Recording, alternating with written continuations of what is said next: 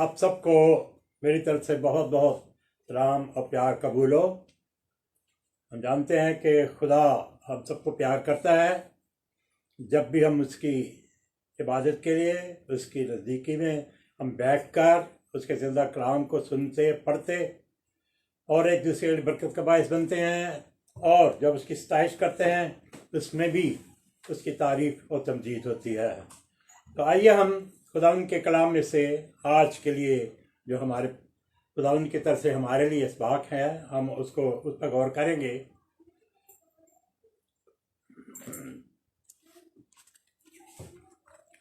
हम देखेंगे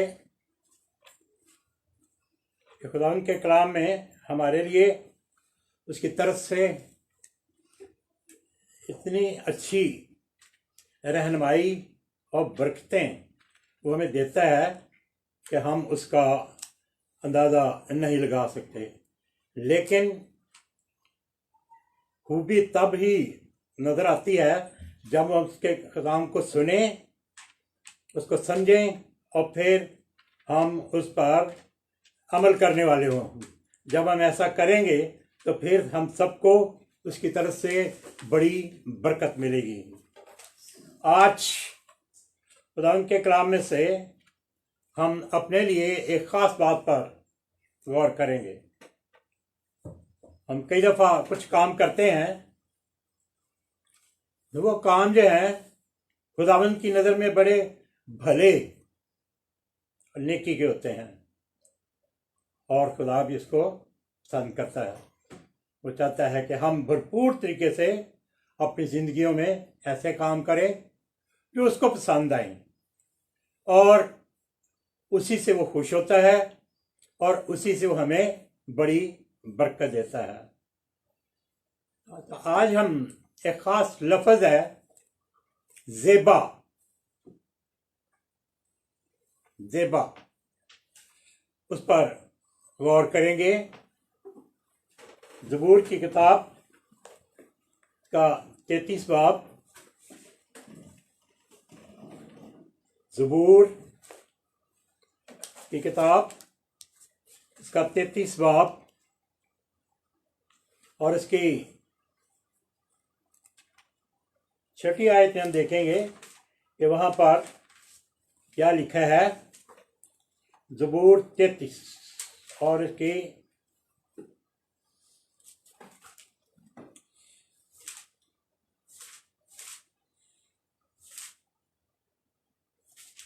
पहली आयत, ज़बूर 33 उसकी पहली आयत लिखा है, आयत 7 को खुदामंद में शादमान रहो, हम्द करना रास्तबाजों को ज़ेबा है।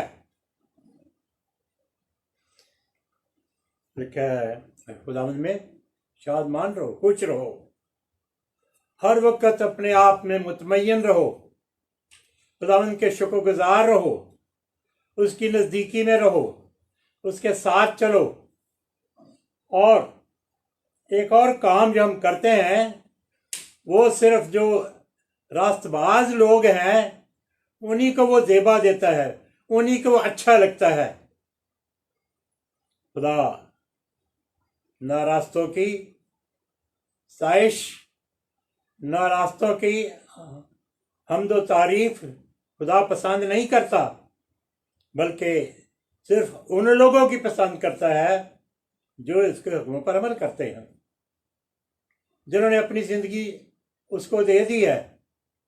अब वो खुद उसके चलाने वाले नहीं है, बल्कि खुदा उसको चलाने वाला है, और वो चाहता है कि अपनी ज़िंदगियां मेरे हवाले कर दो, मैं तुम्हें लीड करूँगा, मैं तुम्हारी रहनुमाई करूँगा, मैं तुम्हारे आगे आगे चलूँगा, मेरा बेटा तुम्हारे साथ होगा, मेरा पाकरू तुम्हारे साथ होगा। जब हम खुदावंद की तारीफ में गीत गाते हैं तो मज़ा उस वक़्त ही आता है जब ये आवाज़ हमारे दिल से निकलती है और हम खुश होकर गाते हैं और उसके नाम की तारीफ करते हैं, उसके नाम को इज्जत और जलाल देते हैं। हम देखते हैं कि खुदा नारास्तों की हम्दो स्ताइश और ज़ेबा को पसंद नहीं करता। हम पढ़ेंगे मरकस रसूल की इंजील इसका 7 बाब और इसकी 7 आयत। मरकस रसूल की इंजील का 7 बाब और इसकी 7 आयत लिखा है। हाँ जी पढ़ें। और ये बेफायदा मेरी परस्तिश करते हैं क्योंकि इंसानी अहकाम की तालीम देते हैं। तुम खुदा के हुक्म को तर्क करके आदमियों की रवायत को कायम रखते हो। चल ठीक है, हम जरा छठी आयत भी पढ़ लें। लिखा है कि होंठों से ये लोग होंठों से तो मेरी ताजीम करते हैं जो नारास्त लोग हैं, जो उसके हुक्म पर नहीं चलते, जिन्होंने अपनी जिंदगी उसके नाम से नहीं दी, वो बराए नाम ही अपने आप को बड़ा जोश और खरोश में रखते हैं और अपने बड़े अच्छे अच्छे काम करते हैं, ये दिखाने के लिए कि हम खुदा उनको प्यार करते हैं और इसके हुक्म में अमल कर रहे हैं। लेकिन होता क्या है, असल में वो सिर्फ होंठों से उसकी ताजीम करते हैं, लेकिन उनके दिल मुझसे दूर हैं। वो दिल से ये तारीफ व तमजीद नहीं करते, वो खुश होकर उसके नाम को इज्जत जलाल नहीं देते। और लिखा है कि ये बेफायदा मेरी प्रस्तुत करते हैं। सारा कुछ करते रहे, इनको कुछ फायदा नहीं होगा। जब सारी उम्र उसके नाम की तारीफ करते रहे, जब उसके हुक्म पर अमल नहीं करते तो फिर क्या फायदा है। वो चाहता है पहले तुम मेरे हुक्म पर अमल करो, फिर मेरी सताइश करो, तो फिर तो मज़ा ही मज़ा है। तो इसका मतलब है कि तारीफ व तमजीद करना, हम्दो सताइश करना, सिर्फ वो लोग जो खुदावंद की नज़दीकी में हैं, उसके साथ चलते हैं, जो उसके घराने का हिस्सा बन गए हैं, जो उसके बेटे बेटियां बन गए हैं, उन्हीं को ज़ेबा देती है, उन्हीं को अच्छी लगती है, उन्हीं को उसके वसीले से बरकत मिलती है। तो खुदा चाहता है कि पहले हम अपने आप को उसके हवाले कर दें। जिस तरह मत्ती रसूल की इंजील में लिखा है, अगर तुम उसकी बादशाही की पहले तलाश करो, रास्तबाजी की तलाश करो, तो बाद में खुदा सारी चीजें, सारी बरकतें, सारी नेमतें भी तुम्हें देगा। तो पहला काम है अपने आप को उसके हवाला करना। और खुदा उनके कलाम में कितनी अच्छी बात हमें पता चलती है कि सिर्फ वो उन लोगों को प्यार करता है जो उसके हुक्म पर अमल करते हुए उसके साथ साथ चलते हैं, जिन्होंने अपनी जिंदगियां उसके लिए वक्फ कर दी हैं, जिन्होंने मसीह को पहन लिया है, जिन्होंने निजात का तजर्बा हासिल कर लिया है। जो अब उनकी ज़िंदगी रूहानी ज़िंदगी है, अब उनको जिस्मानी बातों की फिक्र नहीं है, बल्कि उसके साथ साथ रहना, अपना डर खौफ उसकी ज़िंदगी में मौजूद है। क्योंकि ये काम जो वो करते हैं वो सिर्फ खुदा के हुक्मों को तर्क करते हैं और आदमियों की रिवायत कायम रखते हैं, आदमियों को ज़्यादा अहमियत देते हैं, तो खुदा के हुक्म को नहीं मानते, उस पर अमल नहीं करते। और फिर ये भी लिखा है कि उसने उनसे कहा कि तुम अपनी रिवायत को मानने के लिए खुदा के हुक्मों को बातिल कर देते हो, अपने बुजुर्गों की रिवायतों को पूरा करने के लिए जिनका जिक्र खुदा के कलाम में है ही नहीं है, वो उन बातों पर अमल करते हैं। वो बातें कहाँ से आ गई? वो बातें जो मुख्तलिफ फिरके हैं, जो मुख्तलिफ बहुत सारे अबादतों के हिस्से हैं, जो लोग अलग-अलग तालीम को मानते हैं, वो लोग हैं। और वो अपनी रिवायत जो है लोगों के सामने रखें, तुमने ये करना है। जैसे यहूदी मानते थे कि जब तक हम अपने हाथ नहीं धो लेंगे हमने रोटी नहीं खानी। इसका कलाम में तो जिक्र नहीं है, लेकिन इस बात को कलाम का हिस्सा समझते थे कि ये तो कलाम का हिस्सा है, और इसीलिए उन्होंने यीशु के शागिर्दों का एतराज़ किया, ये बगैर हाथ धोए और खा रहे हैं तो ये अच्छा नहीं है। लेकिन फिर यीशु मसीह ने उनकी मलामत की और ये अल्फाज उनको कहे कि तुम खुदा के हुक्म को तो तर्क करते हो और बुजुर्ग की रिवायतों को मानते हो, लेकिन खुदा ऐसा नहीं चाहता कि हम करें, बल्कि खुदा चाहता है कि हम उसकी बातों को मानें। इसी तरह हम देखेंगे ज़बूर 93 उसकी 5 आयत, ज़बूर 93 और इसकी 5वीं आयत। वहां पर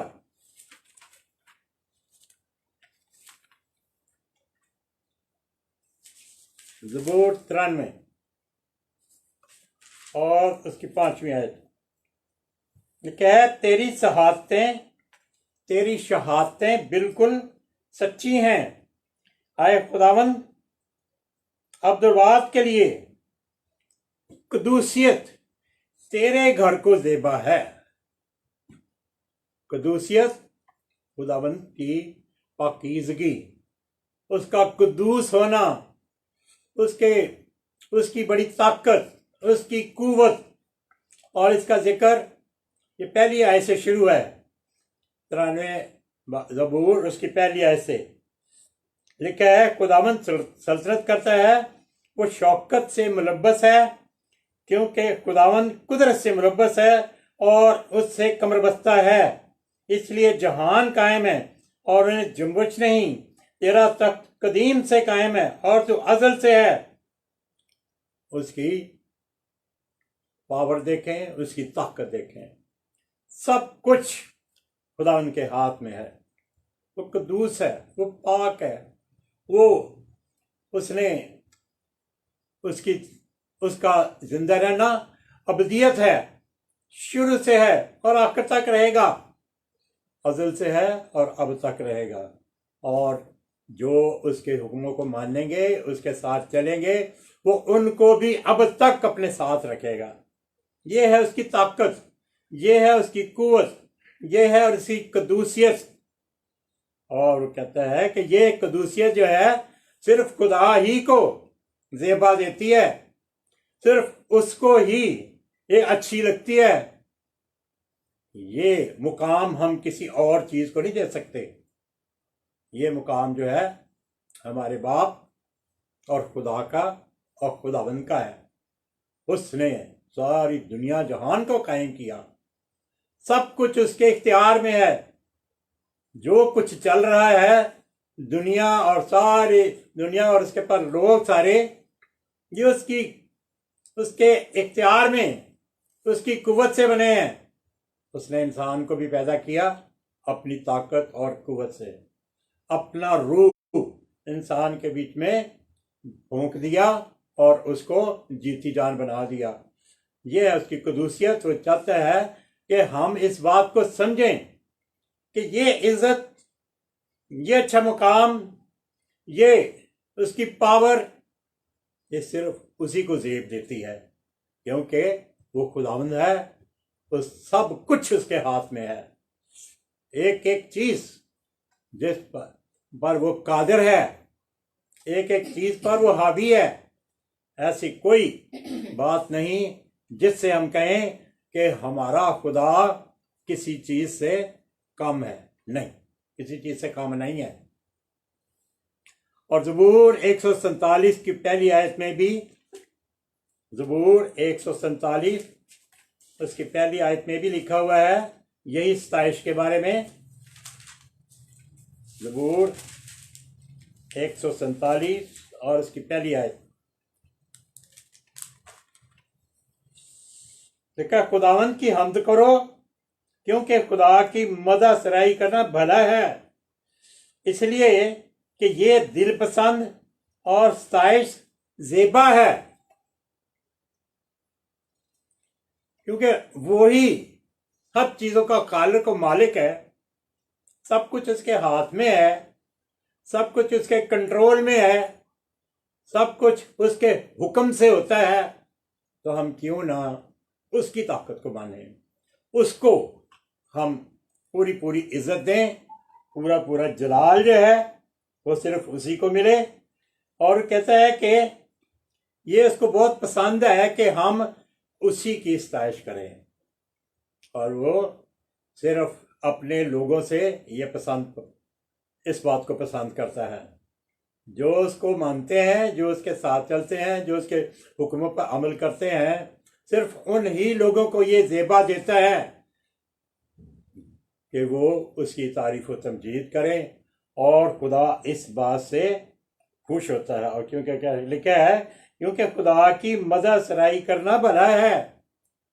जितना भी हम खुदा की मदद सराई करेंगे, जितना भी उसकी प्रस्तिश करेंगे, जितना भी उसके गीत गाएंगे, जितना भी उसकी हम्द करेंगे, वो हमारे इस काम से खुश होता है। वो आसमान पर है, उसका तख्त आसमान पर है, और वहां पर सारे फरिश्ते लाखों करोड़ों और पता नहीं कितने ज्यादा हमेशा उसके सामने झुके रहते हैं और उसकी तारीफ तमजीद करते रहते हैं, उसकी तारीफ के गीत गाते रहते हैं, उसकी हम्द करते हैं और उसकी सताइश करते हैं। और ये जो काम वो करते हैं, ये उन्हीं को ज़ेबा है। और क्योंकि फरिश्ते जो हैं वो पाक हैं, उनमें गुनाह नहीं, लेकिन जो शैतान के साथ फरिश्ते मिल गए वो भी गुनाह में पड़ गए। अब वो उनसे तारीफ नहीं चाहता, अब वो उनके मुंह से सताइश सुनना नहीं चाहता। तो यही हाल इंसान का है। जब इंसान खुदा उनके कलाम के मुताबिक यीशु मसीह को अपना निजात दहिंदा मान लेता है, उसको अपना खुदावंद मान लेता है, उसको अपना बचाने वाला मान लेता है, उसको वो जो हमें निजात देने के लिए आया है वो मान लेता है, तो वो हमारी इस बात से खुश हो जाता है। और तारीफ करना भी इन्हीं लोगों के मुंह से उसको अच्छी लगती है। तो खुदा पसंद करता है कि जो मेरे साथ है वो मेरी बातों पर अमल करे, मेरे हुक्म पर अमल करे, और फिर मैं इनके इस काम से खुश हूँ। उसके बाद हम देखेंगे इंसाल 19 बाब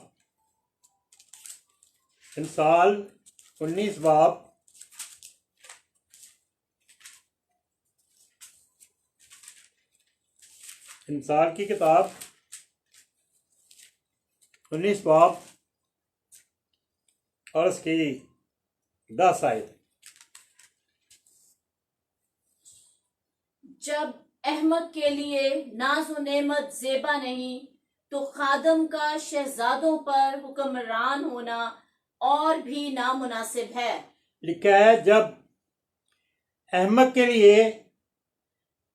के लिए नाज व नेमत ज़ेबा नहीं।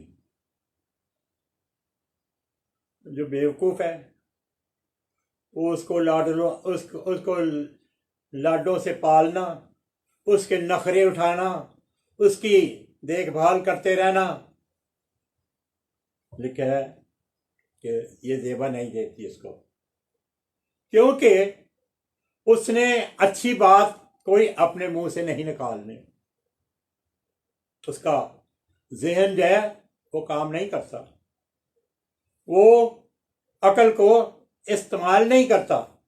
अहमक जो है उसको इसलिए अहमक कहते हैं, ये है ही अहमक जो है, उसकी अकल जो है वो काम नहीं करती।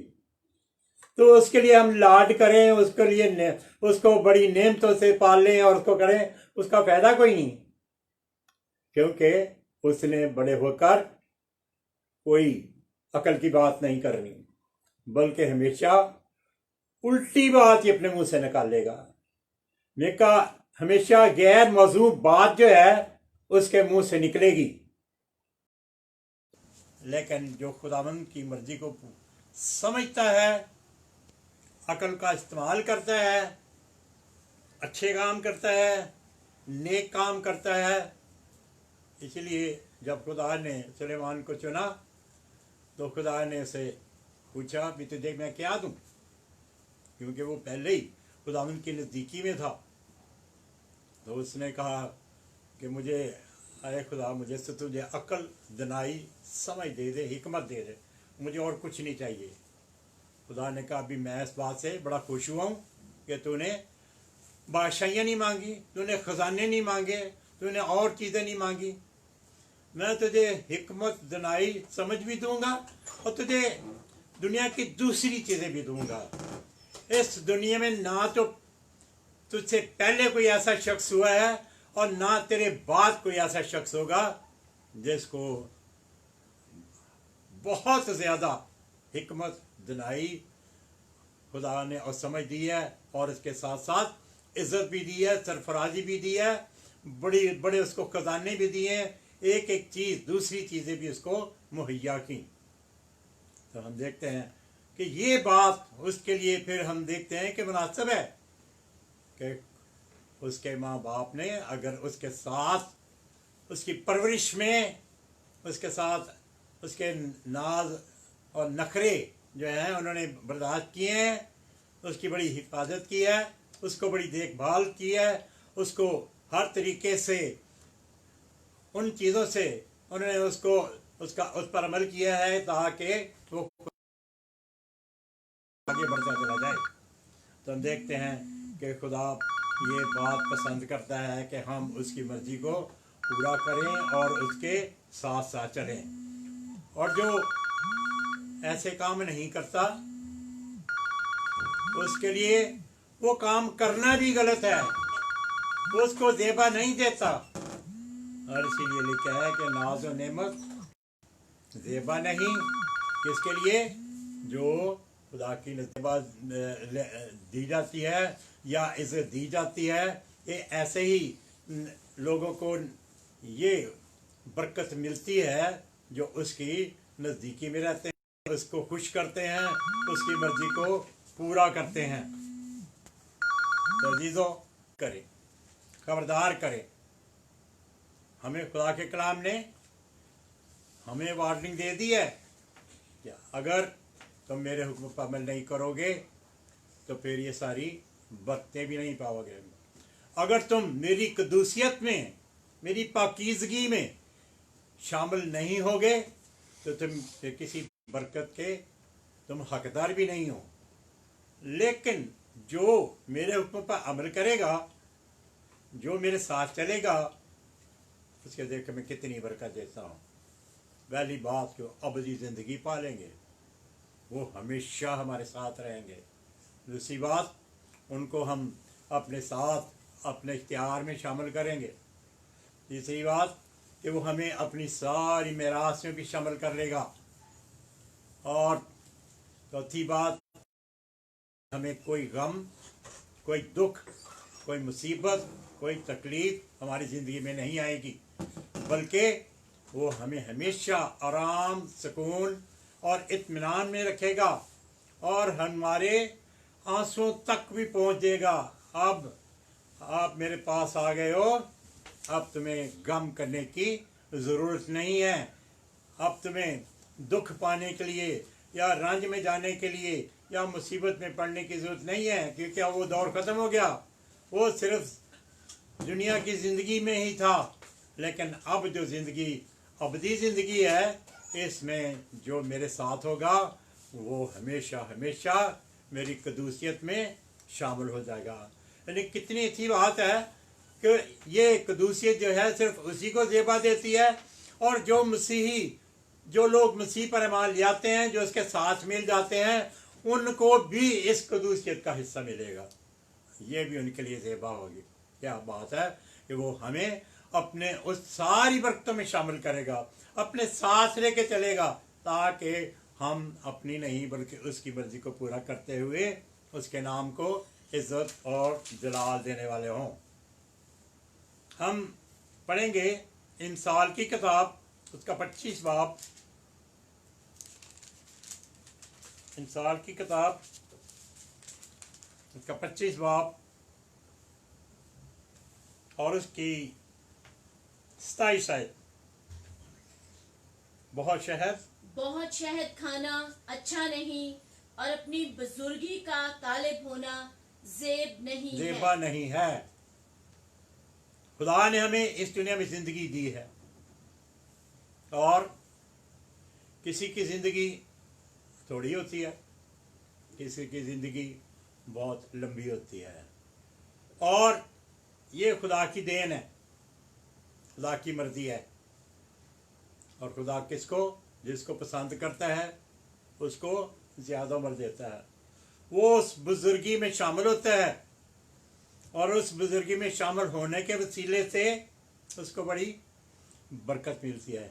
लेकिन अगर हम खुद कहें क्या आए खुदा तू हमें लंबी उम्र अता कर, तो हमें ये कर, और हम वो काम भी ना करें जो उसको पसंद है, तो फिर हमें वो ज़िंदगी लंबी उम्र जो है वो नहीं मिलती।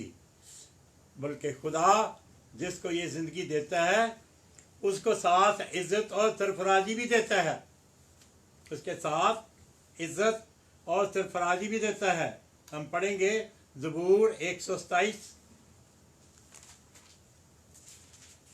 ज़बूर, बहुत सारे लोग जो हैं इस दो बाबों को बड़ी अच्छी तरह पढ़ते भी रहते हैं और सुनते भी रहते हैं। ज़बूर 127 और उसके हम पढ़ेंगे पहले 5वीं आयत। ज़बूर 127 और उसकी 5वीं आयत। खुश नसीब है वो आदमी जिसका तरकश उनसे भरा है। हाँ जी, लिखा है जैसे जबरदस्त के हाथ में तीर, जवानी के फर्जंद ऐसे हैं जैसे जबरदस्त के हाथ में तीर। खुश नसीब है वो आदमी जिसका तरकश उनसे भरा है, क्योंकि जब अपने दुश्मनों से फाटक पर बातें करेंगे तो शर्मिंदा ना होंगे। यानी एक आदमी को इतनी लंबी उम्र खुदा ने दी है कि अब उसके बच्चे भी जवान हैं और उनके भी बच्चे जवान हैं, उनको वो देखकर खुश भी होता है। और ये इज्जत बुजुर्गी खुदा की तरफ से मिलती है। लिखा है कि जो खुदा के साथ चलता है वो इस बुजुर्गी को, बरकत को पाता है, लंबी उम्र को पाता है। और आगे 128 बाब और इसकी 6ठी आयत में लिखा हुआ है, बल्कि तू अपने बच्चों के बच्चे देखे, इस्राएल की सलामती हो। यानी ये बुजुर्गी के दिन में है, जब वो है जब तुम अपने बच्चों के बच्चे भी देखोगे। यानी इतनी लंबी उम्र मेरी तरफ से मिलती है, लेकिन किसको मिलती है? सिर्फ उस शख्स को जिसको खुदा पसंद करता है और खुदा प्यार करता है। लेकिन ज़रूरत है कि पहले हम खुदा को प्यार करें, पहले हम खुदा के हुक्मों को मानें, पहले हम उसका खौफ, डर अपनी ज़िंदगी में रखें। जब हम ऐसे उसके साथ ज़िंदगी बसर करेंगे तो फिर खुदा हमें बरकतें ही बरकतें देगा। खुदा हमें इस दुनिया में इज़्ज़त और सरफराजी भी देगा और बुजुर्गी भी देगा। हमें अपनी औलाद की वजह से शर्मिंदगी नहीं उठानी पड़ेगी, हम खुश होंगे, हमारी खुशियां भी दोबाला होंगी। तो हम वैसे कहते रहें क्या खुदा तो हमें बुजुर्गी के दिन दिखा या हमें बहुत लंबी उम्र अता कर, और उसके हुक्मों पर अमल भी ना करें, तो ऐसी ज़िंदगी का, लंबी ज़िंदगी का कोई फ़ायदा नहीं है। फ़ायदा उस वक्त ही होता है जब खुदा हमारे साथ हो। जैसे ज़बूर 127 पहली आयत में लिखा हुआ है, अगर खुदामद ही घर न बनाए तो बनाने वालों की मेहनत अबस है। अगर खुदामद ही हिफाजत ना करे तो निगहबान का जागना अबस है। जब हम उसके साथ चलते हैं तो वो हमारी हिफाजत भी करता है, वो हमें हमारी देखभाल भी करता है, वो हमारी ज़रूरतें भी पूरी करता है, वो अपनी मर्जी से हमें सब कुछ मुहैया भी करता है, क्योंकि हम उसकी मर्जी के मुताबिक उसके साथ चल रहे हैं और ऐसा करने में हमारी बेहतरी है। लेकिन अगर हम मांगते रहें कि खुदा तू मुझे बुजुर्गी के दिन दिखा, हमें वो लंबी उम्र अता कर, तो फिर उसका कोई फायदा नहीं। अगर वो उनको लंबी उम्र दे भी देता है खुदा, तो उनको वो बरकतें नहीं मिल सकती, उनको वो इज्जत और सरफराजी नहीं मिल सकती जो खुदा के हुक्म पर मानने की वजह से है। तो खुदा चाहता है कि हम हमेशा वो काम करें जो उसको पसंद है, हमेशा उससे वो मांगे जो उसको पसंद है, ताकि वो हमें मिले भी और उसके साथ हमें बरकतें भी मिलें। तो खुदा चाहता है कि हम अपनी ज़िंदगियों को हमेशा उसकी मर्ज़ी के मुताबिक गुजारें, उसके साथ साथ चलें, उसके हुक्मों को मानें, उसकी हम्दो सताइश करें उसकी मर्ज़ी के मुताबिक। तो तब ये हमारे होंठों की कुर्बानी जो है उसको पसंद आएगी, तब वो हमारी सताइश से खुश होगा, तब वो हमें बरकतें देगा, तब वो हमें लंबी रुमता करेगा, अगर हम अपनी ज़िंदगियों को उसके हवाले कर दें। तो खुदा चाहता है कि हम उसकी मर्ज़ी को पूरा करें, उसके साथ चलें, तो हम बरकतों से माला माल होंगे। हम देखेंगे इंसाल की किताब उसका 31 बाब और उसकी 4 आयत।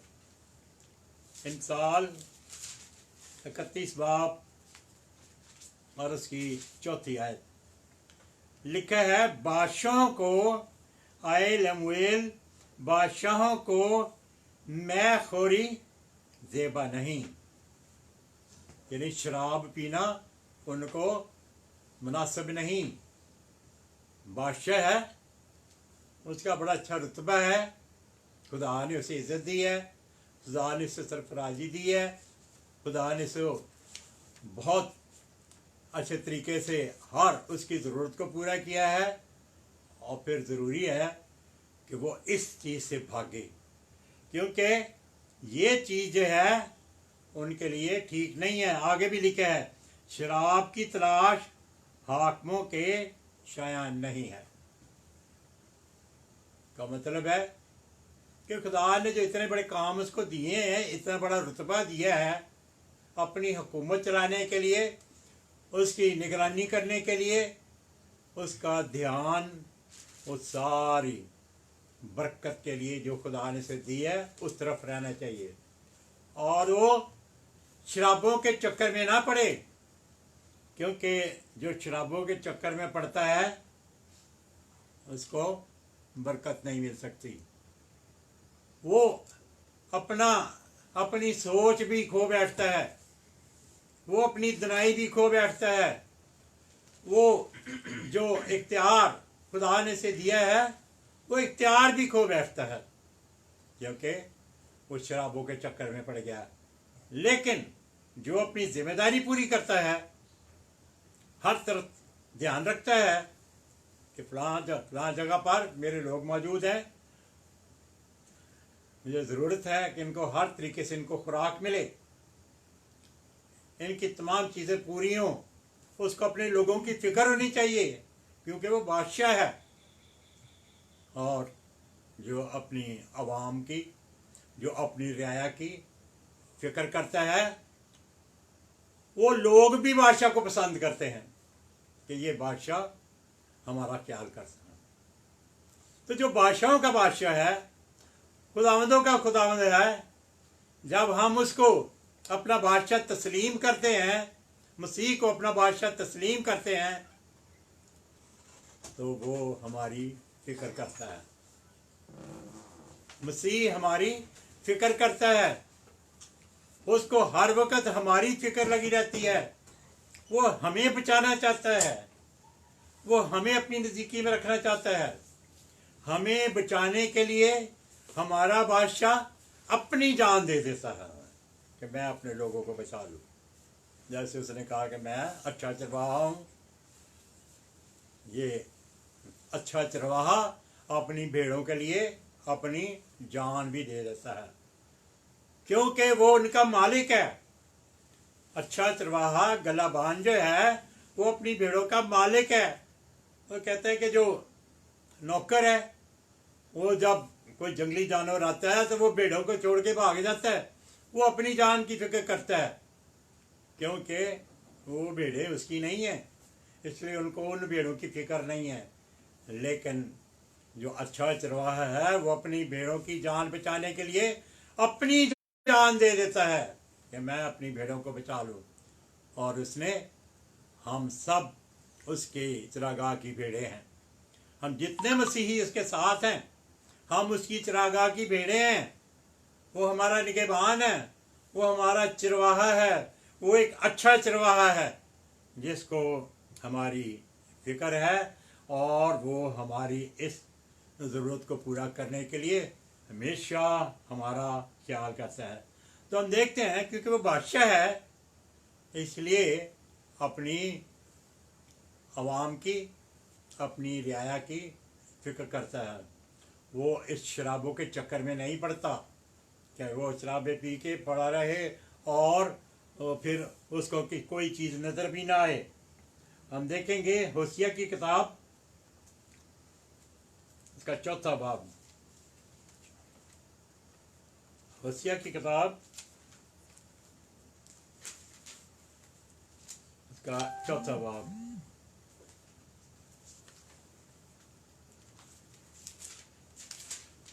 दानियेल के बाद है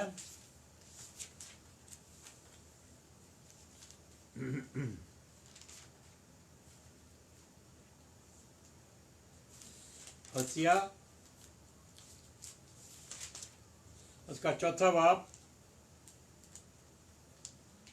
और उसकी 11वीं आयत।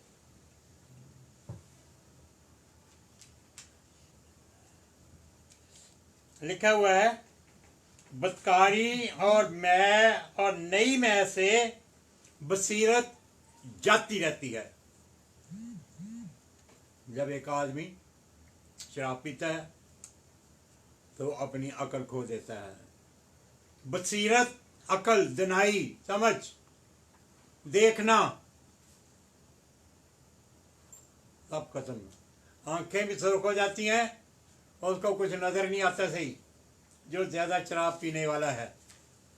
तो हम देखते हैं कि खुदावंद मना करता है कि हमने शराब नहीं पीनी। नया दामा में बड़े वाज़ेह तरीके से इस चीज़ को पेश किया गया है कि हम शराब ना पिएं, क्योंकि इससे हमारी बसीरत जो है वो डेड हो जाती है। तो वो आदमी जो बादशाह है उसको ये जेब नहीं देता कि वो मैखोरी करे और फिर उसकी अकल जो है वो बिल्कुल ख़त्म हो जाए और वो हुकूमत बेहतर तौर पर नहीं चला सकेगा।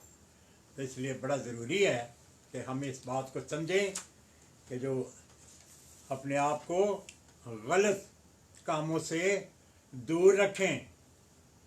हम लोग जो मसीह के साथी हैं, हमें भी ये चीज़ जेब नहीं देती।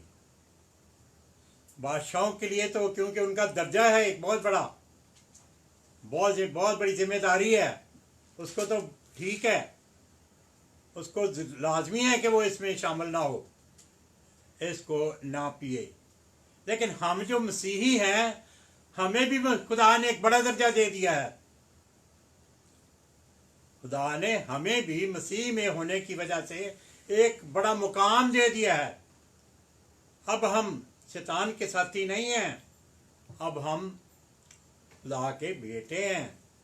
अब हम खुदा की कदूसियत में, उसके मुकद्दसपन में शामिल हैं, उसकी पाकीज़गी में शामिल हैं, और शराब पीना हमारे ऊपर दाग लगा देता है, एक झुर्री डाल देता है कि ये गुनाह गलतियाँ इसमें मौजूद हैं। तो हम क्यों अपने खुदा को नाराज़ करें? हमें ज़रूरत नहीं है अपने बाप को और खुदा को नाराज़ करने की, बल्कि हम वो काम करें जो उसको पसंद आते हैं और उससे वो हमें हमारे से खुश होगा। हम पढ़ेंगे अब पहला कुरिन्थियों उसका 7 बाब और उसकी 35 आयत। पहला कुरिन्थियों 7 बाब और उसकी 35 आयत।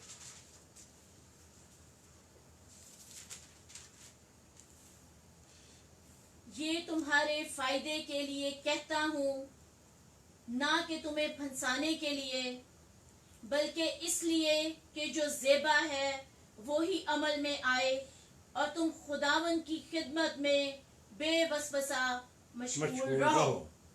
खुदा चाहता है कि हम अपनी जिंदगियों में वो काम करें जो ज़ेबा है, जो खुदा को पसंद आएगा, जिसको खुदा देखकर खुश होगा कि हम अच्छे कामों में, उसके अच्छे कामों में लगे हुए हैं। और वो ये चाहता है कि अब तुमने उसकी खिदमत के लिए अपने आप को दे दिया है। तुमने अपनी जिंदगी को उसकी खिदमत के लिए दे दिया है। और क्या करो? बगैर किसी वजह के बेवसवसा उसकी खिदमत करने में मशगूल रहो। कोई चीज रुकावट ना बने इस काम में पूरा करने के लिए। वो चाहता है, अब इसमें बहुत सारी चीजें आ जाती हैं, हर किस्म की बुराई, झूठ, फरेब, धोखा, शराब का इस्तेमाल, ये सारी चीजें खुदा पसंद नहीं करता। ये उन लोगों का काम है जो शैतान के साथी हैं। बुरे काम करना, मुंह से गालियां निकालना, किसी को धोखा देना, फरेब करना, किसी से चोरी करना, शराब पीना, जितने गलत काम हैं वो खुदा को पसंद नहीं आते। लेकिन वही करो, वही काम हमारी जिंदगी में अमल में आए जो हमारे लिए देबा है, हमारे लिए दुरुस्त है और खुदा को भी पसंद आए। खुदा हमें इसलिए पसंद करता है कि अब हम उसकी मर्जी पर चलते हैं। अब हम अपनी मर्जी से नहीं चलते, अब हम शैतान की मर्जी से नहीं चलते। शैतान को हमने छोड़ दिया है, हमने उसका साथ छोड़ दिया है। जो पहली जिंदगी में जितने गलत काम करने थे वो कर लिए, अब हमने वो दोबारा वो काम नहीं करने। हमने तौबा कर लिया है, हमने अटल फैसला कर लिया है कि अब ये हमारी जिंदगी उसके लिए है। अब इस जिंदगी से वो अल्फाज, अब इस मुंह से वो अल्फाज निकलेंगे जो खुदा की नज़र में अच्छे हों। इस जिंदगी से वो अमल हम पूरे करेंगे जो उसको पसंद आए। अगर हम गलत काम करेंगे और फिर ये भी कहें कि खुदा हमें पसंद करता है, अजीजों, ये अपने आप को धोखा देने की बात है। ये अपने आप को धोखा, फरेब, अपने आप को फरेब देने की बात है कि हम उसके नाम से कराते हैं और फिर गलत काम भी करते हैं। ये नहीं हो सकता। बल्कि वो चाहता है कि अब जब हम उसके साथ चाल पड़े हैं तो फिर हमने वो काम करने हैं जो उसको पसंद आते हैं। इसलिए जो ज़ेबा है सिर्फ वो ही अमल में आए, यानी जो दुरुस्त है, जो अच्छा है, जो उसको पसंद आने वाला है। हम अपनी जिंदगियों में बड़ा ध्यान रखें। जब हम ये बात करंथस की कलीसिया को लिखी गई ताकि वो लोग, वो मसीही इस बात को समझ लें कि अब हम मसीह के साथी हैं, अब हम शैतान के साथी नहीं हैं, बल्कि हमारी हर बात जो है, जो मुंह से निकले, हर काम जो इस जिंदगी ने, इस जिस्म ने करना है, उसमें हमने ख्याल रखना है कि हम क्या कर रहे हैं, हम क्या कह रहे हैं, हम क्या सोच रहे हैं, हम क्या मंसूबे रखते हैं। मसीह ने तो हमें कहा कि ये आंख जो हमारी है, इससे हम बहुत सारे लोगों को देखते हैं और फिर हम अपने ज़हन से फैसला करते हैं। लेकिन कई दफ़ा हमारी आंखें खूबसूरत औरतों के पीछे जाती हैं और दिल ही दिल में पता नहीं क्या क्या गंदी बातें हम सोच लेते हैं। लेकिन खुदा कहता है नहीं, तुम्हारी सोच भी पाक होनी चाहिए। मसीह ने कहा कि अगर कोई गलत नज़र से किसी औरत को देखे तो उसको गुनहगार हो गया, उसने दिल में अपने गुनाह कर लिया। हमारी सोच भी अब पाकीज़ा होनी चाहिए, तब हम खुदा के नज़दीक उसको पसंद आने वाले होंगे। अगर हम गलत काम भी करते जाएं और समझें कि खुदा हमसे खुश है, अजीज़ों ऐसी कोई बात नहीं। खुदा हमसे तब खुश है जब हम वो काम करें जो ज़ेबा हो, जो दुरुस्त हो, जो उसको पसंद आने वाला हो, जो उसकी मर्ज़ी के मुताबिक हो।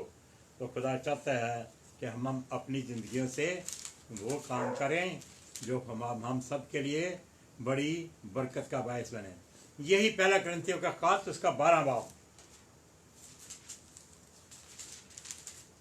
पहला कुरिन्थियों का खास उसका 12 बाब।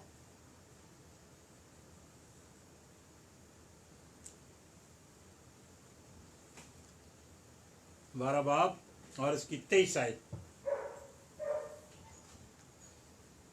और बदन के वो अज़ा जिन्हें हम औरों की निस्बत जलील जानते हैं, उन्हीं को ज़्यादा इज्जत देते हैं।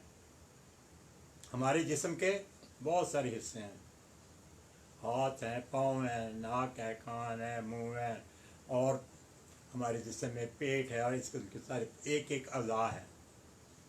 और हम इनमें कुछ अज़ा ऐसे हैं जिनको हम समझते हैं कि नहीं, ये कोई इनकी कोई वैल्यू नहीं है, लेकिन खुदा हमें समझाता है कि जिन अज़ा को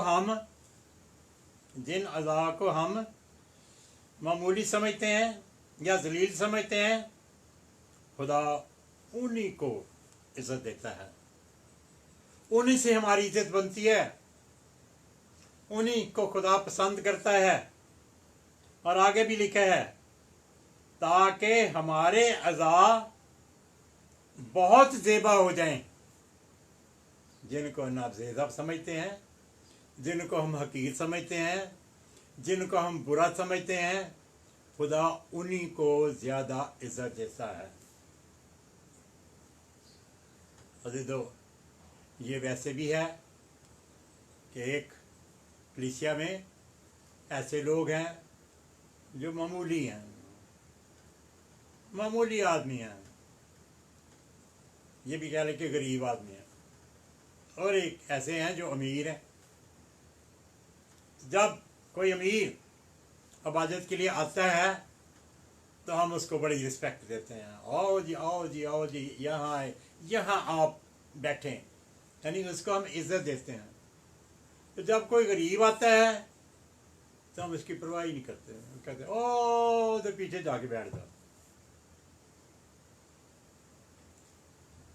खुदा अपने कलाम में बताता है, तुम तरफदारी कर रहे हो, सिर्फ एक आदमी को के वो अमीर है उसकी तुम इज्जत करते हो, और एक मामूली आदमी तुम उसकी बेइज्जती करते हो कि उधर जाके बैठ। खुदा इसी तरह जिनको हम हकीर समझते हैं, जिनको हम गरीब समझते हैं, खुदा उनको इज्जत ज़्यादा देता है। खुदा के कलाम में ये बात हमें पता चलती है कि खुदा मामूली आदमियों को वो कहाँ से उठाता है, कौन से लोगों को, और उनको क्या इज्जत मिल जाती है, और दूसरे देखते ही रह जाते हैं। पहला कुरिन्थियों का खत उसका पहला बाब, पहला कुरिन्थियों का खत उसका पहला बाब और उसकी 29-26 आयत से पढ़ेंगे। मैं पढ़ता हूँ, आए भाइयों, अपने बुलाए जाने पर तो निगाह करो कि जो जिस्म के लिहाज से बहुत हकीम, जिस्म के लिहाज से बहुत से हकीम, बहुत से इख्तियार वाले और बहुत से शराफ नहीं बुलाए गए। खुदा ने जो अपने आप को बड़ा समझते हैं, खुदा ने उनको बुलाया ही नहीं, बल्कि किसको चुन लिया? लिखा है, खुदा ने दुनिया के कमजोरों को चुन लिया, ज़रावरों को शर्मिंदा करें। खुदा ने दुनिया के कमीनों, हकीरों को, बल्कि बेवकूफ़ों को चुन लिया, ताकि मौजूदों को नेक करे, ताकि कोई बशर खुदा के सामने फख्र ना करे। लेकिन तुम उसकी तरफ से मसीह यीशु में, जो हमारे लिए खुदा की तरफ से हिकमत ठहरा है, यानी रास्तबाजी और पाकीज़गी और मखलसी, ताकि जैसा लिखा है वैसा ही हो कि जो फ़ख्र करे वो खुदावंद पर फ़ख्र करे। अजीज़ों, खुदा भी जिनको हम इज्जत देते हैं कि ये अमीर हैं, ये पैसे वाले हैं, बड़े लोग हैं, हम उनको इज्जत देते हैं, लेकिन खुदा ऐसे लोगों को कुछ नहीं समझता। उसने गरीबों को चुन लिया, उसने हकीरों को चुन लिया, उसने बेवजूदों को चुन लिया, ताकि उन लोगों को शर्मिंदा करे कि तुम्हारा इल्म, तुम्हारा पैसा तुम्हें नहीं बचा सका, तुम्हें निजात नहीं दिला सका। और ये गरीब लोग जिनको तुम हकीर समझते थे, इन्होंने निजात पा ली, उनको वो शर्मिंदा करता है खुदा। तो अजीज़ों, खुदा कहता है कि हमारे लिए ये बात जो है खुदावंद के नज़दीक बहुत बुरी है। हमारे नाजेबा अज़ा जो हैं वो ज़ेबा बन जाते हैं, जो मामूली समझे जाते हैं। कलीसिया में भी खुदा उनको भी उठाकर बहुत बड़ा दर्जा दे देता है, अपने बेटे होने का हक बख्शा है, उनको सरफराजी देता है, उनको इज्जत देता है, उनको इस दुनिया में बहुत अपने जलाल में शामिल करने के वसीले से उनको बड़ी बड़ी बरकतें देता है। लेकिन जो अपने पैसे में गुम रहते हैं, जो अपनी अमीरी में गुम रहते हैं, जो अपने बड़े पन में पड़े रहते हैं, उनको खुदा फकीर समझता है। वो नाजेबा थे जिनको हम समझते हैं नाजेबा है, लेकिन खुदा ने उनको ज़ेबा कर दिया, उनको अच्छा मुकाम दे दिया, उनको बड़ा कर दिया, उनको अपने जलाल में शामिल करने का वादा कर दिया, उनको अपनी विरासत में शामिल करने का वादा कर लिया। लेकिन जो अपने आप को बड़ा समझते थे वो किसी काम के नहीं, जो उनकी पावर थी वो सारी ख़त्म हो गई, और आगे जाकर वो उनको कुछ नहीं मिला। तो अजीज़ों, हम लोग जो मसीह के साथी हैं, हम सादा दिली से मसीह को कबूल करते हैं। हम हैं तो मामूली, हम हैं शायद गरीब, हम हैं शायद कमज़ोर, लेकिन जब मसीह में आ जाते हैं तो सारी हमारी गुर्बत ख़त्म हो जाती है। लेकिन मेरे पास आओ, मैं तुम्हें ऐसी दौलत दूंगा जो तुमसे कभी छिन नहीं सकती। ये वो रूहानी दौलत है जो हम लोगों ने पा ली है। हमें वो रूहानी खजाने मिल गए हैं जिनका वादा खुदा ने हमारे साथ किया है। अजीज़ों, सिर्फ ये बात है, हम अपने आप को पस्त ही रखें। मसीह हमारे लिए आसमान की सारी शान शौकत छोड़कर पस्त होकर इस दुनिया में आ गया, हमें एक अच्छा नमूना देने के लिए। और वो चाहता है कि हम भी अपने आप को उसमें पस्त कर दें, हम उस पस्ती में ही उसके साथ चलते रहें, ताकि जो दौलत उसने हमें दी है हम उसको पाकर बहुत बड़ी चीज़ें पा सकें। हम देखेंगे दूसरा कुरिन्थियों का खत, उसका 5 बाब,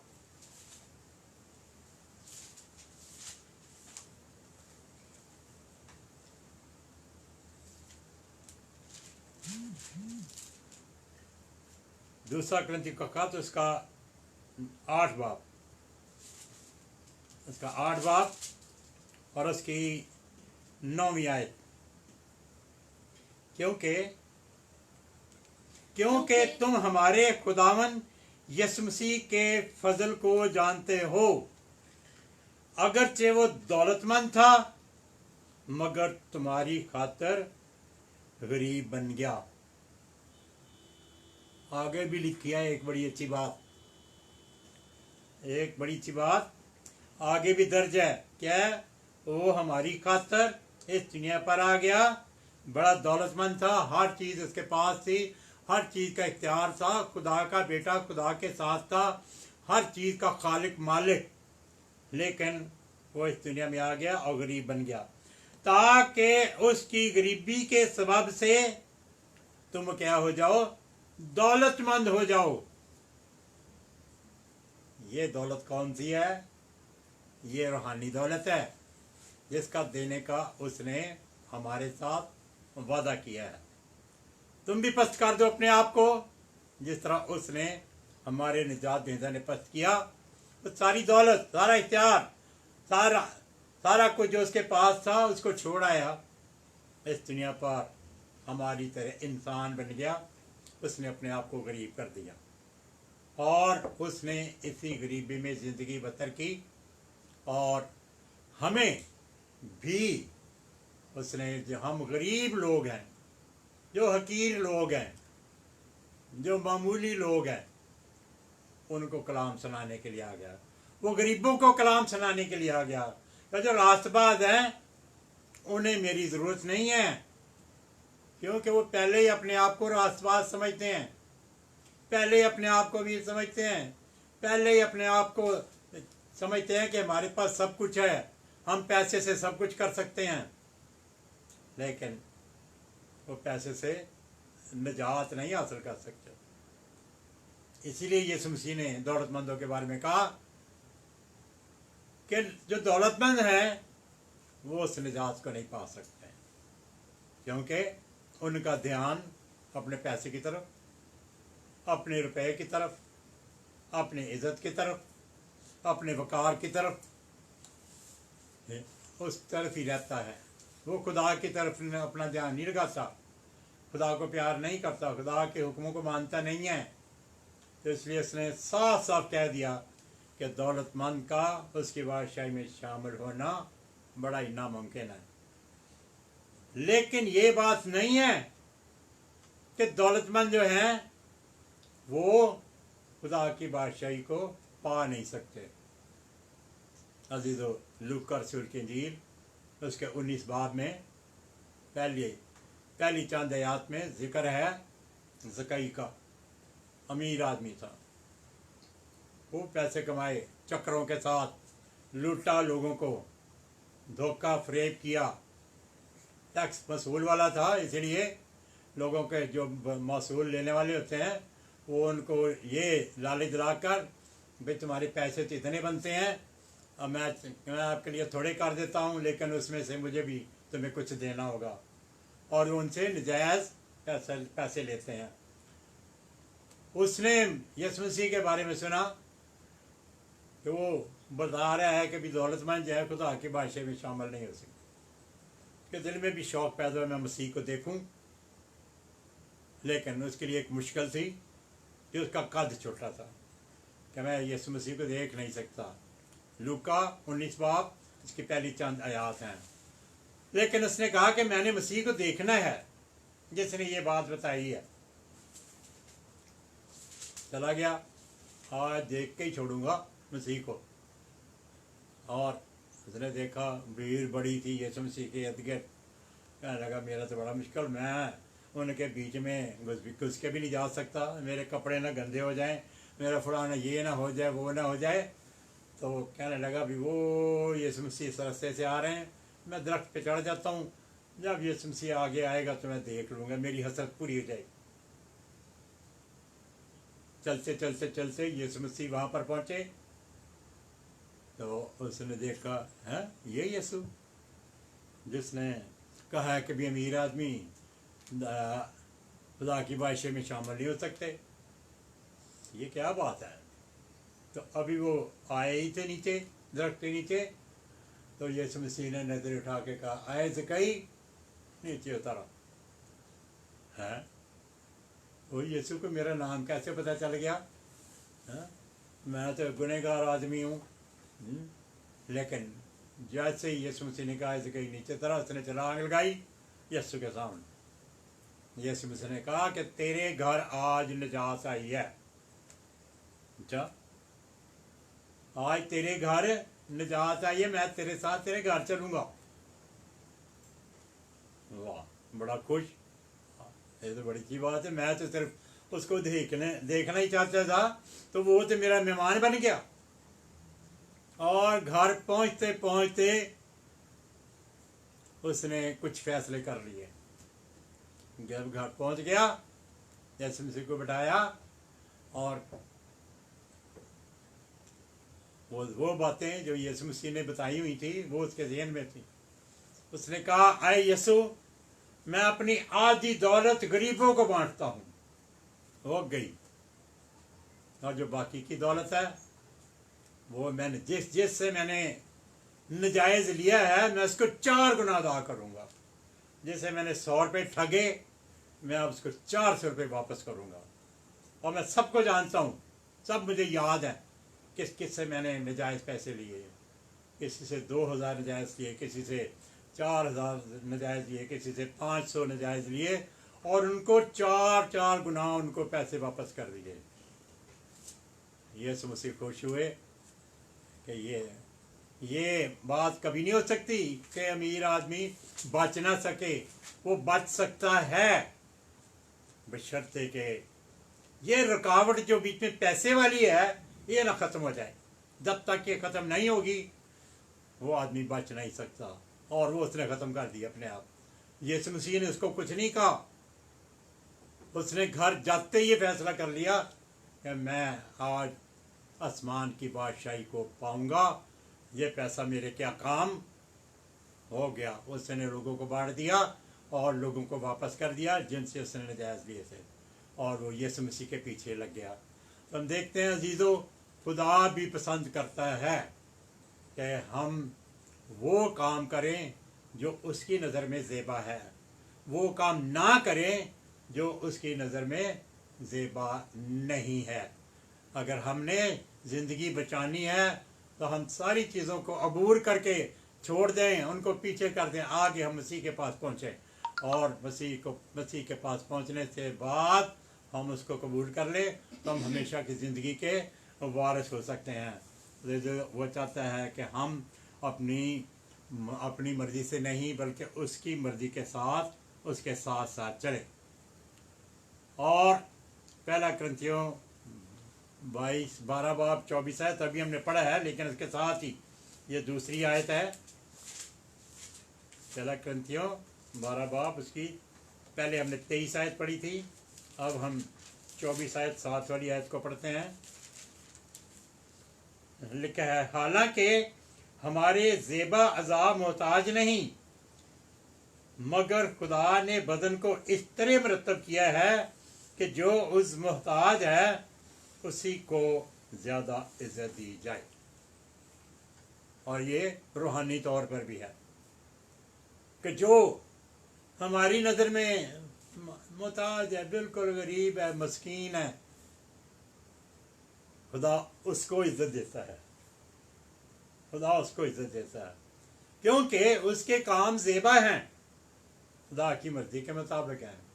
उसमें लालच नहीं, उसमें फरेब नहीं, उसमें धोखा नहीं, उसमें किसी का नुकसान नहीं, बल्कि खुदा की नज़दीकी में रहने से, उसके साथ चलने से, उसकी मर्जी को पूरा करने से खुदा खुश हो जाता है और हमें वो मुकाम देता है जो हम और किसी से नहीं पा सकते। तो वो मुकाम कौन सा है? वो इज्जत वाला मुकाम। अब हम खुदा के बेटे बन गए हैं, अब हम उसके घराने के हो गए हैं, अब उसके घराने में शामिल हो गए हैं, अब उसके घराने का हिस्सा बन गए हैं। पहले तो सिर्फ यीशु मसीह का बेटा था, अब हम बाकी सारे जो गरीब, मस्कीन और मामूली आदमी थे, अब हम उसके साथ उसको कबूल करके उसके बड़े मुकाम को हमने पा लिया है। हमारा रुतबा अब बढ़ गया है, लेकिन वो हमें भूलता नहीं है।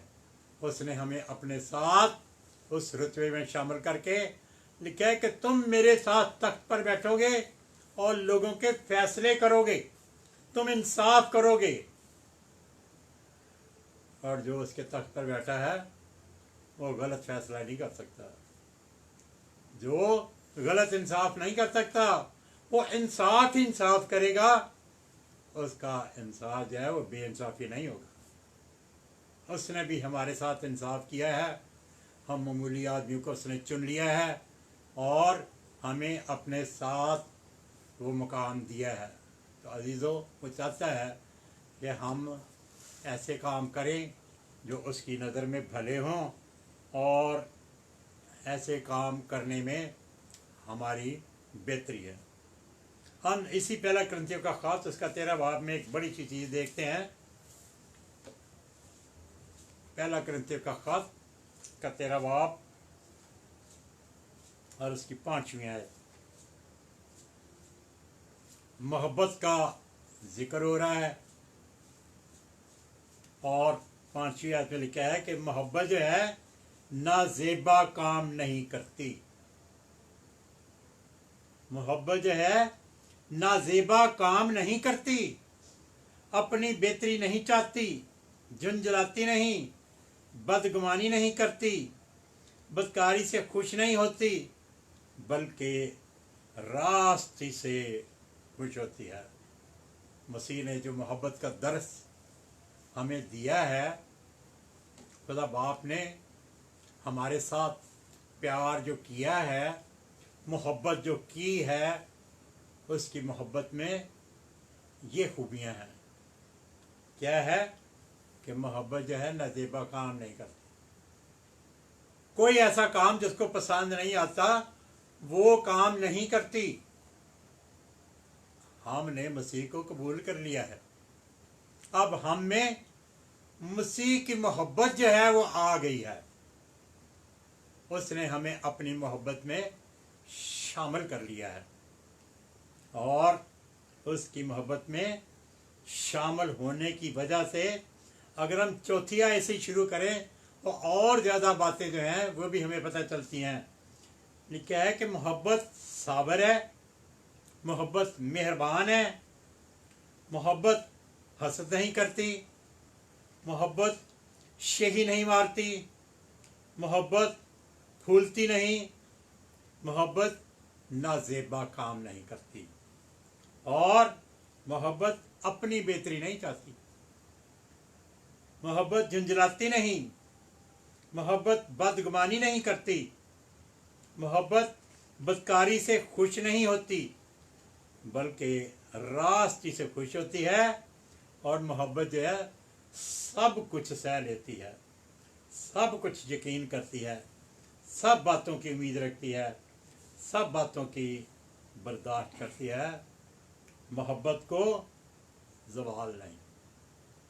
जो हम उसकी मोहब्बत में आ जाते हैं, ये अब मोहब्बत ख़त्म नहीं होगी।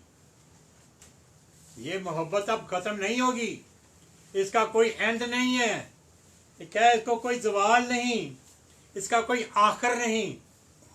हम उसकी मोहब्बत में आ गए हैं क्योंकि कोई ये मोहब्बत जिसमें हम शामिल हो गए हैं ये नाजेबा काम नहीं करती।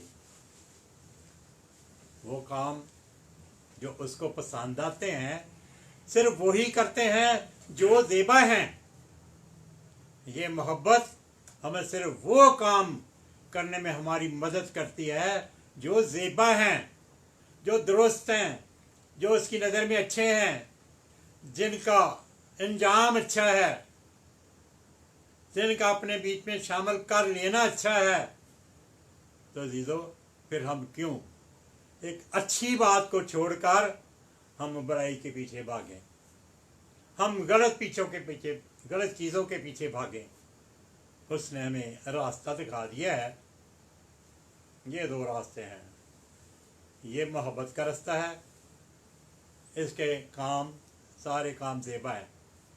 ये गलत रास्ता है, इसके सारे काम नाज़ेबा हैं। जितने भी वो काम करता है वो सारे नाज़ेबा हैं, उसको पसंद नहीं आते। और आखिरी फैसला जो निकालता है, गर्ज़, ईमान, उम्मीद, मोहब्बत, ये तीनों दायमी हैं, मगर अफजल इनमें मोहब्बत है। जो एक ही चीज़ हमेशा कायम रहने वाली है वो मोहब्बत है। ये सारी दुनिया जो है खुदा ने बनाई, इसमें अगर उसकी मोहब्बत उस दुनिया में आ जाए तो फिर सारी दुनिया बच सकती है। जिन्होंने उसको कबूल कर लिया है वो उसकी इस मोहब्बत में आ गए हैं, वो उसकी मोहब्बत में शामिल हो गए हैं। वो हमें गरीबी में दौलतमंद बनाने के लिए आ गया है, वो हमें मस्कीनपन में हमारी मदद करने के लिए आ गया है। तो दीदो फिर हमें फिक्रमंद होने की क्या ज़रूरत है? मैं क्या, कोई फिक्र ना करो, अपने सारे बोझ मुझ पर डाल दो। किन लोगों को उसने कहा, आए मेहनत उठाने वालों, आए हिम्मत हौसला करने वालों, सिर्फ और सिर्फ मसीह को कबूल कर लो और उसकी मोहब्बत में शामिल हो जाओ। जब उसकी मोहब्बत में शामिल हो जाएंगे तो ये मोहब्बत ऐसे ऐसे मुकाम पर हमें ले जाएगी कि जिसका हम अंदाज़ा नहीं लगा सकते। तो खुदा चाहता है कि हम उसकी नज़र में ज़ेबा काम करें, दुरुस्त काम करें, जो उसकी नज़र में ठीक है वो काम करें, जो उसके अच्छे लगते हैं वो काम करें। जो दुनिया के गलत काम हैं हम उनके पीछे ना जाएं, कि खुदा ने हमको चुन लिया है और वो चाहता है कि हम उसकी मर्ज़ी को पूरा करते हुए उसके साथ चलें। और अगर हम ऐसा करते रहेंगे तो फिर हम बरकत पाएंगे। जब हम उसमें आ जाते हैं तो कलाम में लिखा है फिर हमें वो किसी चीज़ के मोहताज नहीं रहने देता। हम मांगते भी नहीं, वो हमें दे देता है। हम मांगते भी नहीं, वो क्यों दे देता है? इसलिए कि हमारे मांगने से पहले ही जानता है कि इनको किन किन चीज़ों की ज़रूरत है। ये उसकी मोहब्बत है, ये उसका फजल है, ये प्यार है उसका जो वो हमारे साथ करता है। अगर हम अपने आप को उसकी मोहब्बत में दे दें तो फिर ये सारी गलत बातें जो हैं वो हमारी ज़िंदगी से निकल जाती हैं। हम नाज़ेबा काम नहीं करते, हम अपनी बेहतरी नहीं चाहते। हम चाहते हैं कि दूसरा जो है उस तक किसी ना किसी तरीके से कलाम पहुँचे। हमने कलाम सुना, उसको कबूल किया, हम उसकी मोहब्बत में शामिल हो गए। ये दूसरे क्यों रह जाएं? अब हम उन लोगों के पीछे भागते हैं जो अभी तक उसके कलाम से नावाकिफ़ हैं। और उसने इसलिए शागिर्दों को भेजा, जाओ जाके सारी दुनिया को कलाम सुनाओ, सारी कौमों को कलाम सुनाओ। जो मूसा की शरीयत थी वो सिर्फ एक कौम के लिए थी, सिर्फ यहूदी कौम के लिए। लेकिन जो मसीह की शरीयत है, मोहब्बत की शरीयत, ये सारी दुनिया की कौमों के लिए है। और वो चाहता है कि सब लोग उसकी इस मोहब्बत वाली शरीयत में शामिल हों। और फिर वो ये कहता है कि ये अपनी बेहतरी नहीं चाहती, ये झुंझलाती नहीं, ये हर वक्त परेशान नहीं रहती, हर वक्त गुस्से में नहीं रहती, हर बात पर बिगड़ती नहीं रहती। मसीह ने हमें सब्र सिखा दिया कि हम सब्र के साथ हर काम को पूरा करने के लिए तैयार हों। अगर हमारे बीच में सब्र नहीं है तो वो मोहब्बत किसी काम की नहीं है। उसने हमारे साथ प्यार किया सब्र से, उसने हमारे लिए सब कुछ बर्दाश्त किया। लिखा है कि मोहब्बत सब कुछ सह लेती है, उसने बर्दाश्त करती है। मसीह ने अपनी बेइज्जती बर्दाश्त की, मसीह ने कोड़े खाने बर्दाश्त किए, मसीह के मुंह पर थूका गया वो उसने बर्दाश्त किया, उसको चांटे मारे गए वो उसने बर्दाश्त किया, उसके सर पर कांटों का ताज रखा गया, कांटे चुभ रहे हैं सर में, हर वक्त उसको दर्द दे रहे हैं, उसने वो बर्दाश्त किया। उसने लोगों के ताने सुने, वो उसने बर्दाश्त किया। और फिर जो उसको इतना तंग कर रहे थे उन्हीं के लिए वो बाप से दरख्वास्त करता है, अरे बाप इनको माफ़ कर, क्योंकि ये नहीं जानते कि ये क्या करते हैं। और इस जुमले ने उन सारे लोगों को बदल के रख दिया। ये कलमा जो यीशु मसीह ने सलीब पर कहा, इस जुमले ने सबसे पहले तो डाकू की जान बचा ली।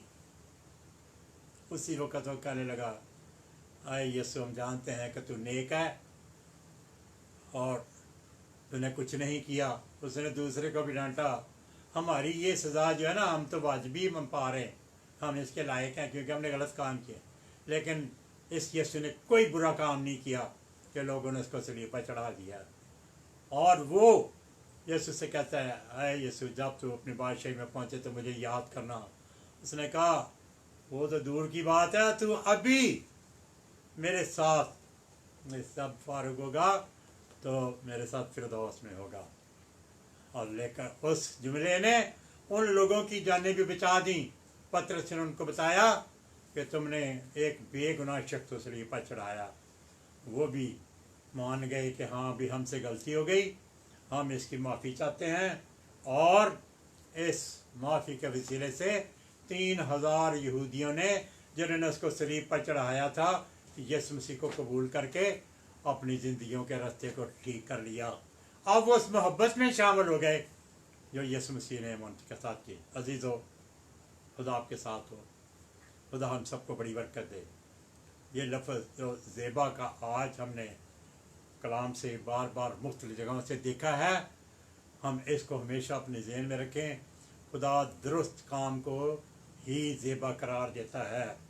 खुदा उस मोहब्बत को जब उसमें शामिल हुए हैं, खुदा उसको ज़ेबा करार देता है। खुदा गंदे कामों की, बुरे कामों की और बुरी बातों को ज़ेबा करार नहीं देता, बल्कि कहता है कि इनसे दूर ही रहो।